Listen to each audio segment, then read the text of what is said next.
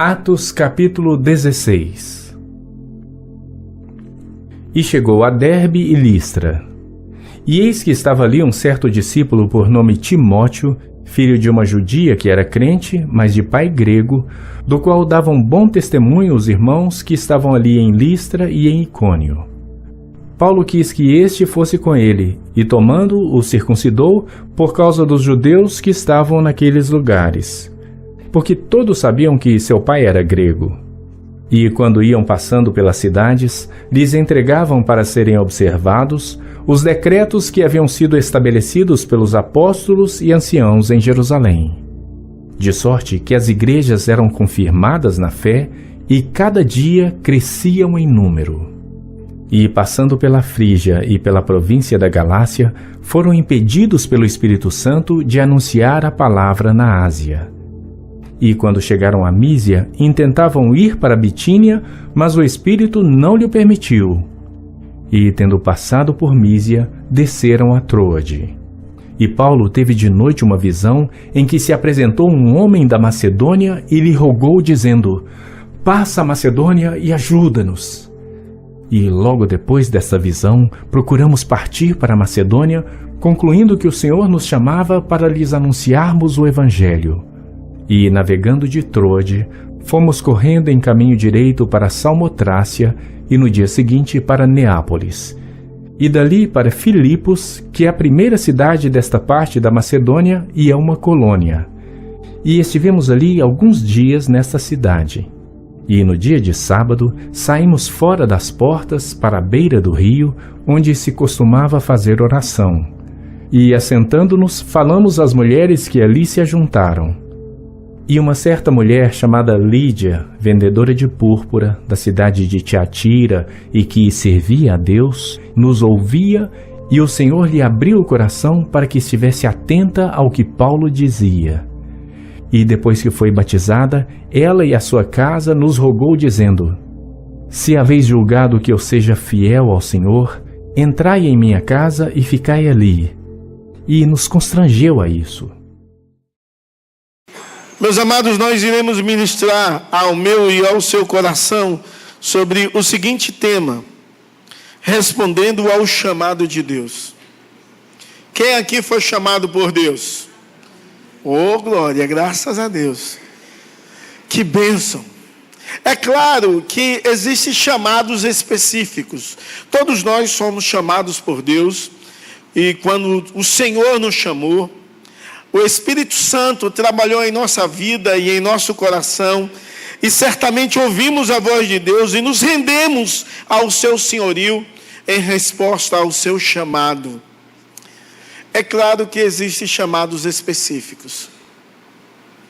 E quando nós falamos de chamado específico, nós lembramos da ideia de chamados voltado ao ministério ao qual a pessoa vai exercer. Necessariamente, quando eu estou falando ao ministério, não estou me relacionando ao ministério pastoral ou ao ministério de missões. A qualquer ministério que Deus te chamou e te capacitou com os dons e talentos, você deve responder a esse chamado específico também, como igreja de Deus e para a glória de Deus. E nós precisamos aprender a responder o chamado de Deus. Por exemplo, os nossos presbíteros que aqui estão, com certeza eles receberam um chamado específico de Deus para o ministério pastoral, o ministério de apacentar. É claro que os nossos diáconos também foram chamados para um ministério específico do serviço, do cuidado, na ordem do culto. E isso é maravilhoso. É claro que a nossa equipe de louvor foi chamada por Deus com um ministério específico. Lembrando, a palavra ministério significa serviço. Com ministério específico para a música. Tocando ou cantando ou ministrando, adorando e bendizendo e conduzindo a igreja de Deus nesse momento de adoração, de louvor, onde nós rendemos toda a honra e glória ao Senhor. Meu irmão, pastor Evenilson, ele foi chamado ao ministério pastoral, muito novo na fé, ainda um menino, recebeu o chamado para ser evangelista, e ele era muito novinho, mas ardia muito no coração dele, paixão pelas almas, de pregar, de evangelizar, de anunciar. E ele foi muito verde, e há uma necessidade muito grande, até hoje, em todos os lugares do Brasil, porque o nosso Senhor diz que a seara é grande, mas os ceifeiros são poucos. Inclusive na nossa cidade, a seara é grande, os ceifeiros são poucos. E havia essa urgência, então no coração dele ardeu, e ele foi para um ministério meio imaturo. Ele não sabia nem pregar totalmente. Ele estava iniciando na fé, tinha passado por um discipulado, mas já evangelizava com muito afinco e buscava a Deus de uma forma tão tremenda e maravilhosa, que era bonito de se ver. E ele foi para o ministério, e ele trabalhou e trabalha e mora em uma cidade, em um povoado chamado Tapera da Serra. Ele mora até hoje no povoado, de uma igreja que foi plantada pelos americanos. E ele começou a pregar o evangelho em cidades vizinhas. E quando chegou em uma cidade chamada São Domingos, lá em Sergipe, ele começou a pregar em um povoado chamado Conselho. Estava tentando lembrar. Conselho. E ele foi pregar ali, e ele evangelizava naquele lugar, e começou a ter decisões de pessoas. Ele conheceu, por exemplo, uma mulher que tinha aceitado a Jesus Cristo, ouvindo a Deus é Amor no rádio, mas não tinha nenhuma igreja que ela pudesse congregar. Então o programa de rádio da Deus é Amor estava em vários países, isso é há muitos anos atrás, essa história. E ela aceitou a fé assim, e se intitulava cristã, mas nunca tinha ido a uma igreja congregar. E essa mulher ofereceu a casa dela, e ela almejava que a sua família toda se rendesse ao Senhor Jesus. E aquele povoado começou a ter um movimento maravilhoso, de uma ação de Deus poderosa, agindo na mente, no coração, trazendo salvação às vidas. E ele precisava de um lugar, e todo dia, aonde ele passava pelo conselho para ir para a casa daquela senhora, ele passava por um terreiro de macumba. E ele orava para Deus fechar. E orava: Deus, fecha esse terreiro de macumba. E fechou o terreiro. Deu uma loucura no Pai do Santo, mais loucura mesmo, ele surtou. O terreiro de macumba fechou. E quando fechou, ofereceram a meu irmão para locar o espaço, e ele locou o espaço. E já tinha alguns crentes, e o povo ia para o culto, mais pessoas querendo receber passe também, porque não botou nome Igreja Presbiteriana. Então, enchia de gente. Era um negócio sério. Chegava lá, era culto mesmo, né? E aí, muitas pessoas ficavam endemoniadas e eram libertas, e a igreja começou a crescer.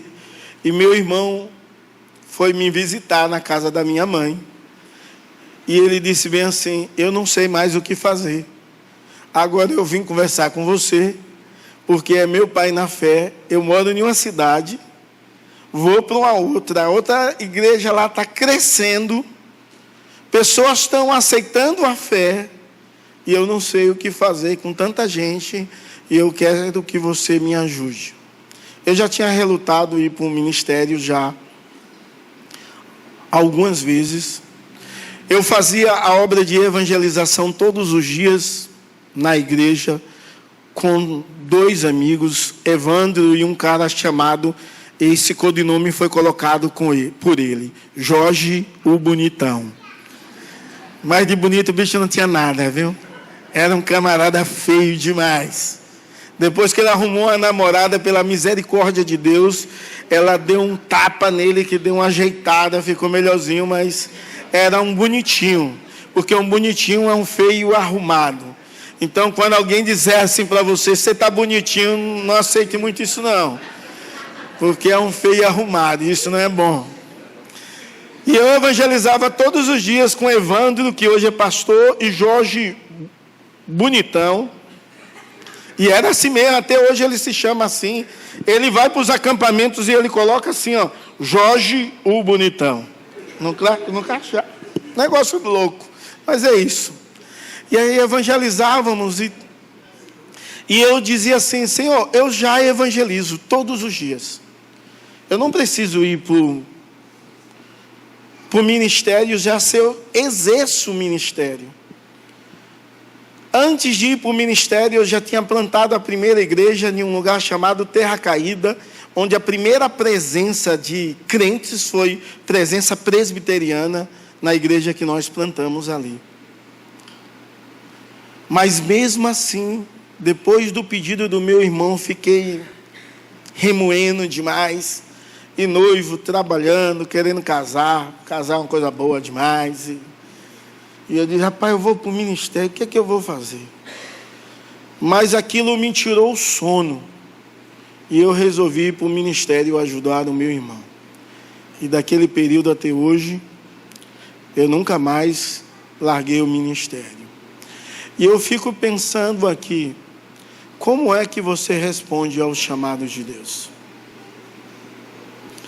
Como você responde ao chamado de Deus de forma específica a sua vida?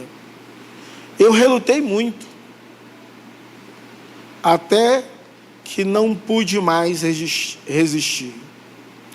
Como você tem respondido ao chamado de Deus? De forma específica na sua vida, para o desenvolvimento dos dons dos quais Deus o capacitou. Como você responde? Meus amados, Paulo, ele sabia que ele tinha um chamado e já tinha demonstrado de forma bem clara a manifestação graciosa de Deus através da vida dele, pelo chamado de forma específica do qual Deus o tinha chamado. Deus o dotou com uma capacidade incrível e maravilhosa de analisar, de evangelizar, de pregar, de ensinar, com a característica de plantar igrejas e com a ideia sensacional de estratégias para fazer isso. E a palavra de Deus no texto que nós lemos, a partir do verso 6 até o verso 15, você pode ver de forma bem clara que Deus chama o apóstolo para continuar a sua viagem missionária, mas parece que Deus não queria que ele nem fosse para a região da Ásia Menor, e a ideia ali de Paulo era ir para uma cidade chamada Éfeso, que ele foi depois, no capítulo 18 de Atos, você vê ele indo para aquela cidade, mas no capítulo 16, a ideia dele era ir para a Ásia Menor, verso 6. No verso 7, você vê que o Espírito de Deus o impede, e é como ele fosse para o norte, e Deus impedisse, então ele resolve ir para o sul, e ele deseja ir para Bitínia. E quando ele vai para Bitínia, e possivelmente pela estratégia dele, e ele já tinha tido na região da Bitínia, possivelmente ele ia para Niceia, onde foi feito, anos depois, o primeiro concílio da igreja, em Niceia. Porém, todavia, ele também não vai, porque o Espírito o impede, e nós não sabemos qual método que o Espírito usou para o impedir. Talvez a voz da sua consciência, talvez alguém profetizando que não era para ir, ou de uma forma natural, as portas se fechando, e ele não vai nem para uma região e nem para outra, ele vai para uma cidade. E chega nessa cidade, ele tem um sonho com um varão macedônio que diz assim: ajuda-nos. E esse sonho causa tanto impacto que no versículo 10 diz que imediatamente ele responde a esse sonho, ou a esse chamado de Deus, e ele vai para a região da Europa. E ele vai para a Europa com uma ideia muito especial de pregar a palavra de Deus, e ele vai para uma cidade importante, uma cidade chamada Filipos, uma cidade de muita importância na Ásia, uma cidade, na Europa, uma cidade que foi palco histórico, principalmente de uma guerra de Marco Antônio e Otávio, e aconteceu a derrota de Brutus nesse dia, no ano 42, e foi nessa cidade. Essa cidade, então, havia uma importância para o romano, uma importância, e havia muitos romanos nessa cidade o tempo todo. Porém, imagine, o evangelho já tinha sido pregado ao judeu, o evangelho tinha sido pregado ao gentil, mas não diretamente a um cidadão romano. Por quê? Porque os romanos eram mais odiados do que os gentios. É claro que eles eram gentios, mas lembra a opressão nesse período, era a opressão romana. O povo de Israel, o povo judeu, era um povo vassalo ao povo de Roma. Era o império que dominava. E imagine, você e eu, gosta de alguém oprimindo? É feliz com alguém que te oprime? E assim era o judeu. O judeu não gostava dessa opressão. Quando eles chegam nessa cidade, que serviu de palco histórico, mas agora era palco para a pregação do evangelho, era uma cidade tão distante dos princípios de Deus, que não havia naquela cidade sinagoga, ou seja, não havia nem 10 judeus. Porque se uma cidade tivesse 10 judeus, eles se juntavam e abriam uma sinagoga. Não havia 10 homens que adoravam ao Deus único e verdadeiro naquela cidade. É interessante que eles então não encontram a sinagoga, e era costume pregar na sinagoga, e por aquela cidade não ter sinagoga, eles andam a cidade procurando um lugar. E no dia do Senhor, eles encontram um lugar onde as mulheres se reuniam. Mulheres que amavam e adoravam ao Deus único e verdadeiro. E aquele lugar, diz o texto, parecia ser um lugar de oração.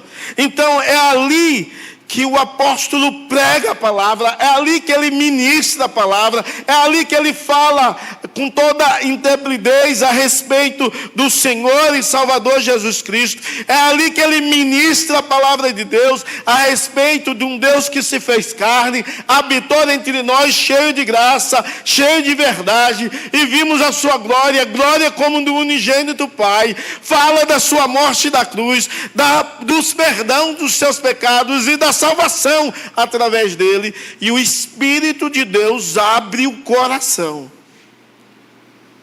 de Lídia, e ela se rende ao Senhor. Nós não sabemos quantas pessoas tem na casa de Lídia, mas ela e toda a sua casa se rende a Deus. Ela e todos os seus aceitam a fé no Senhor e Salvador Jesus Cristo. Deus coloca no coração, abre o coração, abre o entendimento, de forma tal que ela compreende a manifestação gloriosa do agir miraculoso de Deus na vida dela. E a igreja de Filipe, ou em Filipe, ela se inicia de uma forma tão maravilhosa por um motivo. Porque na primeira pregação, uma família inteira se rendeu ao senhorio de Jesus. Quantos tinha naquela casa? Não sei. Se havia Mais adultos, além de Lídia e crianças, também não sei. Mas uma coisa sei, Deus abre o coração. E o evangelho começa a nascer naquela igreja, naquela cidade, que se torna uma igreja parceira de Paulo em missões, respondendo ao chamado de Deus. Quando nós respondemos ao chamado de Deus, nós cremos que Deus vai adiante, que Deus é aquele que provê, que Deus é aquele que sustenta, que Deus é aquele que direciona. Agora imagine, e Paulo ele foi nessa certeza da provisão de Deus. Imagine, irmãos, os dias que Paulo ficou ali. Você já parou para pensar nesse momento da vida de Paulo, quem bancava Paulo? Os dias, as comidas. E ele não estava só, ele estava com Silas e também com Timóteo. Mas de forma maravilhosa, você e eu, aprender a responder o chamado de Deus de forma específica, a partir da direção do Espírito de Deus. Quando você lê os versos 6 e 7, você vê a ideia da direção de Deus.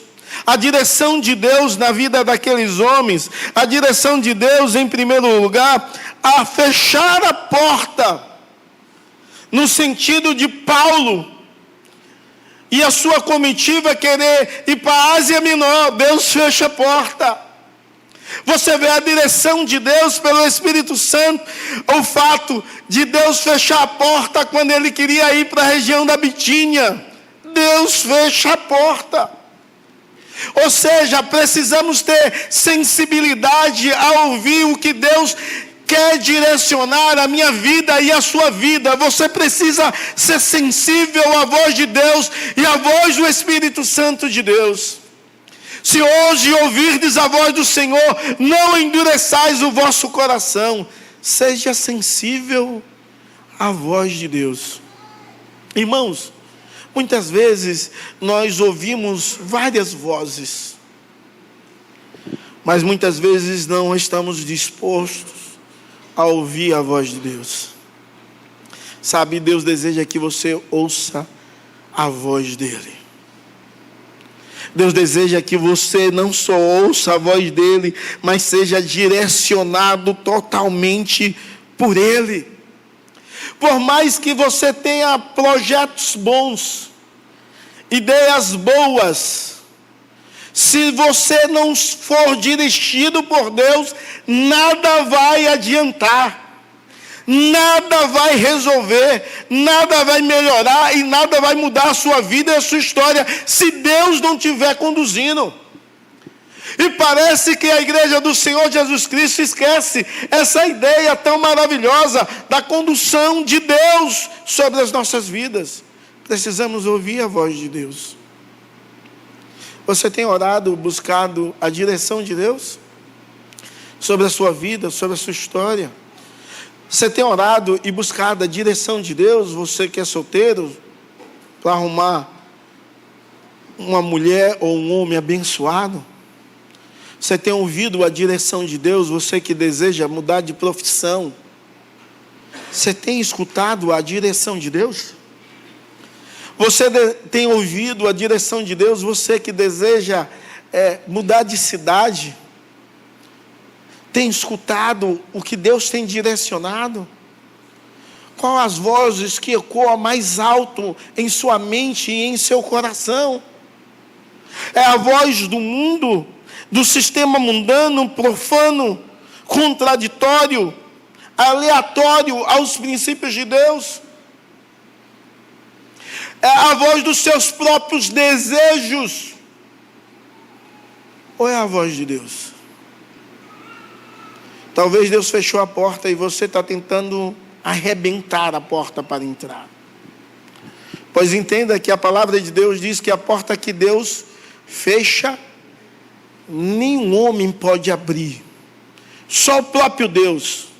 Então Deus fechou a porta, mas depois ele abriu a porta para Paulo ir para a Ásia. Então, se Deus fechar a porta, compreenda que é Deus que está fechando. Entenda que o projeto é Deus que dirige a sua vida, a sua história. É Ele que direciona você. Acredite nisso. E por mais de 2 vezes, ou 2 vezes de forma específica, Deus fecha a porta. E parece que Paulo não estava entendendo. Até que Deus fala diretamente, através de uma visão. E o verso 9 fala dessa visão que o apóstolo Paulo tem. Ele vê um varão macedônio. Ele vê um homem da Macedônia fazendo um apelo. E nesse apelo diz: ajuda-nos. Irmãos, nós algumas vezes não entendemos o quanto a igreja pode ajudar uma sociedade.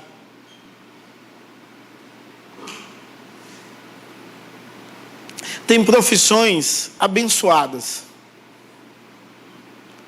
no sentido de ajuda humanitária. Mas você sabe qual a maior ajuda que alguém pode prestar a um indivíduo? É pregar o Evangelho. Se você tivesse uma revelação desse tipo, com alguém dizendo: vem, ajuda-nos. Talvez na sua mente e no seu coração dizia assim: eu vou pedir ao pastor. E digamos que você teve uma visão com o povo do Ariri, ou uma visão com o povo daqui do litoral paulista, mas litoral sul, que tem uma situação um pouco precária. Ou uma visão, por exemplo, com o povo do Rio Grande do Sul, naqueles dias que aconteceu aquela tragédia. E talvez a sua ideia é: eu preciso ajudar porque Deus está me chamando para isso. E qual seria a sua primeira ideia de ajudar? Era dizer: vamos fazer um bazar, vamos pedir doação de roupa, de alimentos, vamos pedir doação de higiene pessoal, vamos pedir na igreja fazer uma campanha de arrecadar uns fundos financeiros. Mas raramente o povo pensa: eu tenho de ir lá pregar Jesus. Quando o apóstolo Paulo tem uma visão dessa, ele entende que a maior ajuda humanitária que alguém pode ter é encontrar o Senhor da vida. Ele entende que a maior ajuda que uma pessoa pode ter é encontrar sentido na vida. Ele entende que a maior ajuda que uma pessoa pode ter é encontrar o Deus Todo-Poderoso, o Deus do impossível, e se relacionar com esse Deus. Então ele entende que isso pode acontecer pela pregação genuína de Cristo como Senhor e Salvador. Ele entende que ele não precisa fazer campanhas de nada. E eu não estou dizendo aqui que campanhas são erradas, porque não é errado fazer campanha. Mas acima de tudo, ele entende, sabe o quê? Que eles precisam, aquela cidade precisa do Evangelho. Aquela cidade precisa de Jesus. Aquela cidade precisa do Deus revelado e encarnado em Cristo, no Deus do amor, o Deus que salva, o Deus que liberta, o Deus que abençoa. Aquela cidade precisa experimentar disso. Sabe qual a maior necessidade do homem? É de saber o motivo da sua existência.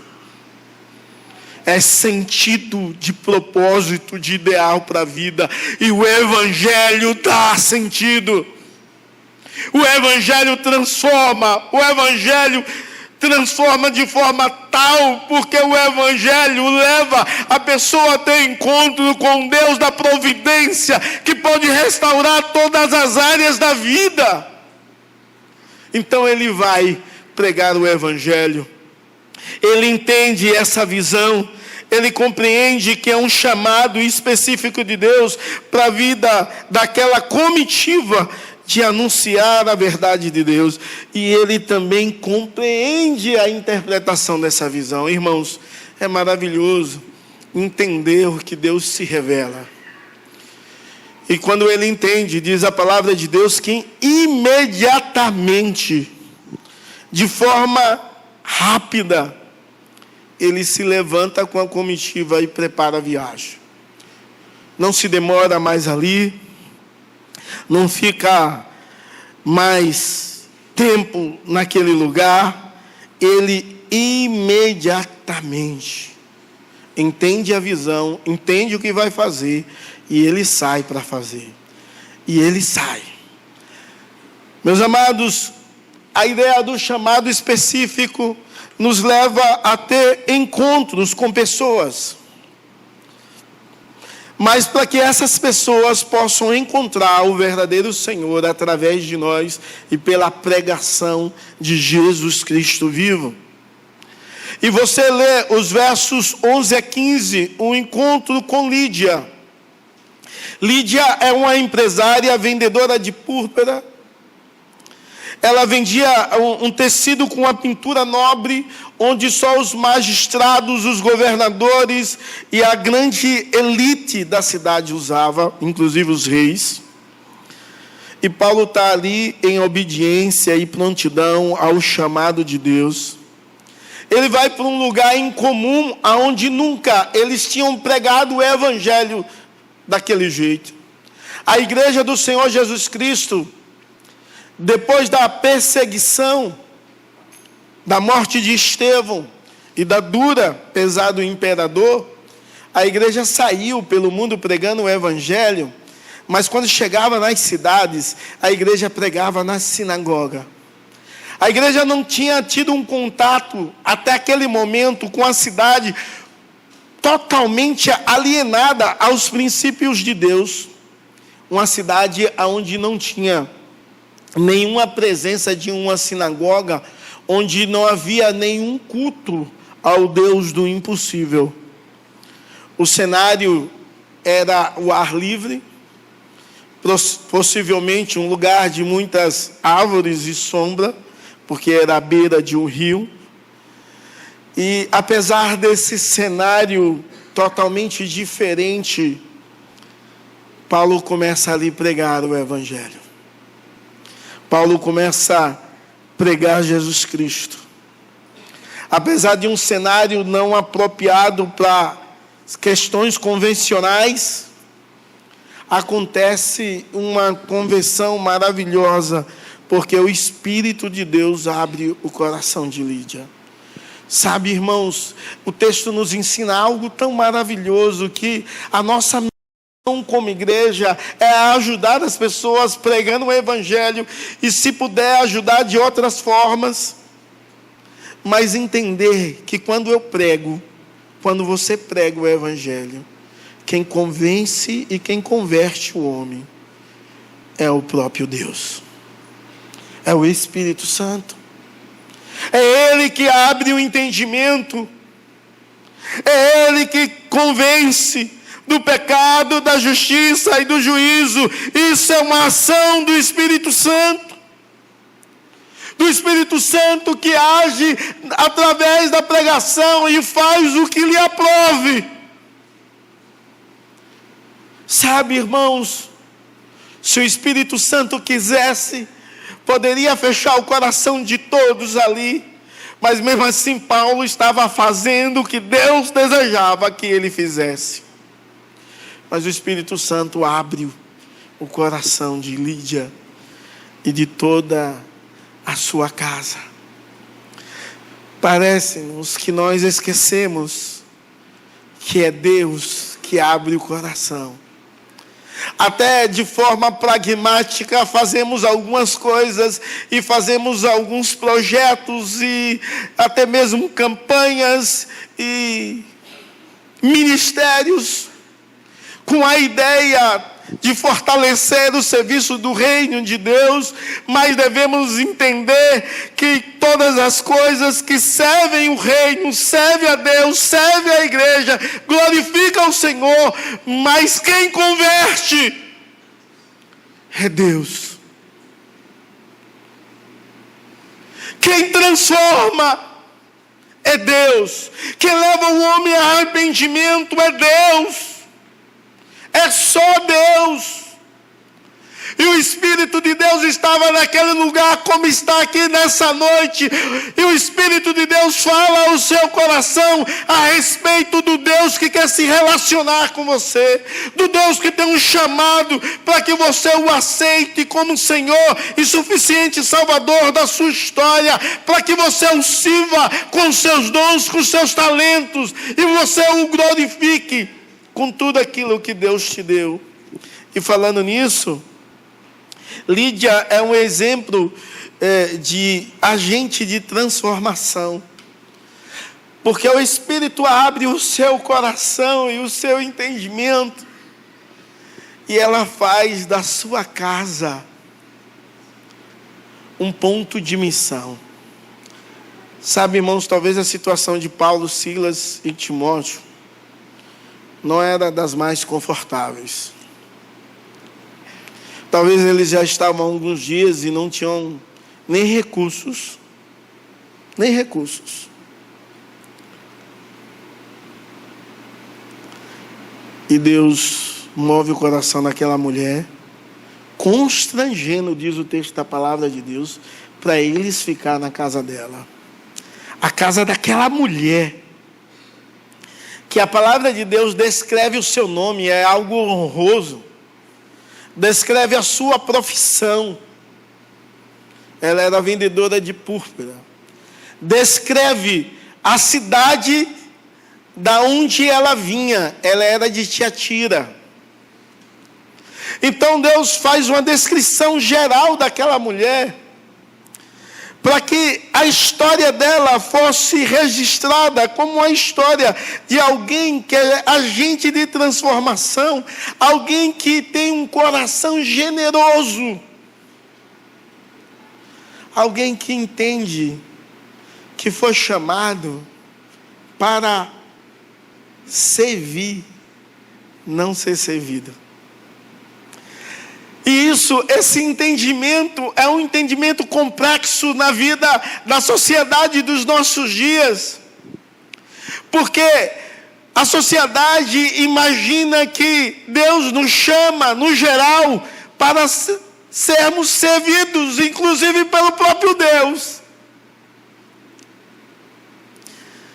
E quando vemos de fato a conversão genuína, e vemos que essa pessoa vira um agente de transformação, porque entende que deve ser generosa.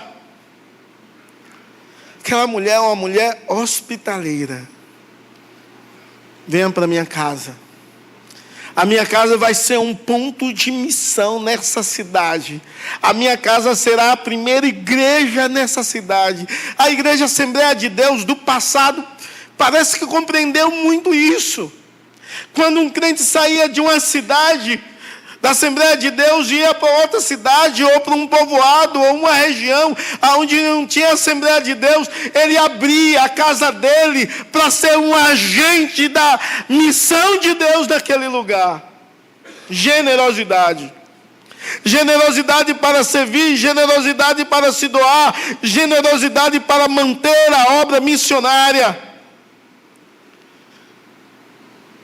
Deus, Ele trabalha de uma forma tão magnífica, que Deus abre o coração daquela mulher e faz ela um agente de transformação, uma pessoa generosa para receber os irmãos, para eles terem um lugar para dormir, mas eles terem um lugar para se alimentar. Generosidade. Sabe, irmãos, parece-me que que as pessoas perderam essa noção de quem somos. Isso é tão triste, porque a identidade cristã, quando ela é perdida, tudo é perdido. Quando nós entendemos quem somos em Cristo Jesus, nós entendemos que nós não temos nada. Tudo pertence a Ele. Quando nós entendemos quem somos em Cristo Jesus, nós servimos o reino de Deus e fazemos isso com amor. Quando nós entendemos quem somos em Cristo Jesus, quando nós compreendemos isso, irmãos, nós temos generosidade, voluntariedade e serviço. Se você é um cristão e você não é generoso em ofertar, em dizimar, em contribuir para a obra de Deus, se você não tem serviço, não tem amor pelo outro, pelo próximo, não serve ao reino de Deus, eu quero te dizer que você precisa experimentar o chamado de Deus da conversão, do novo nascimento, que é claro que é uma obra do Espírito, e só Deus pode fazer na sua vida, ninguém mais pode fazer. Mas isso é um caminho pelo qual entendemos que de quem de fato é Cristo. Sabe, porque as ovelhas de Cristo ouvem a voz, elas seguem o Mestre, ela vive para a glória de Deus e para o louvor do Senhor Jesus. Ela entende que a expansão do Evangelho, ela deve ser feita sempre, aqui, ali e acolá, e ela faz parte disso. Tem esse senso. Talvez Deus já te chamou para uma missão específica, para um exercício de um dom específico. Deus não te chamou para você ser mero espectador do reino, mas ser um agente de serviço do reino. E talvez até hoje você não atentou para isso. Talvez Deus te chamou para você ser generoso, para que você ame, evangelize e anuncie a verdade de Deus, e você não está nem aí para isso. Quando nós somos um agente transformador, nós aprendemos a responder à direção de Deus. Mas como você está respondendo à direção de Deus para a sua vida? Como você tem respondido o chamado específico de Deus para você? Como você tem respondido o dom que Deus te deu, em exercício desse dom ou em abandono do dom? Quando nós entendemos que fomos chamados por Deus e somos agente de transformação, devemos participar do reino de Deus, respondendo o chamado específico. Mas para isso, algumas vezes, Deus requer de nós mudanças de várias áreas diversas. Algumas vezes Deus nos pede algumas coisas que muitos de nós não têm disposição de dar. Estamos dispostos a mudar o nosso plano, os nossos sonhos, os nossos projetos, para seguir o chamado de Deus? Está disposto a abrir mão da sua própria vontade para ser servo do Senhor?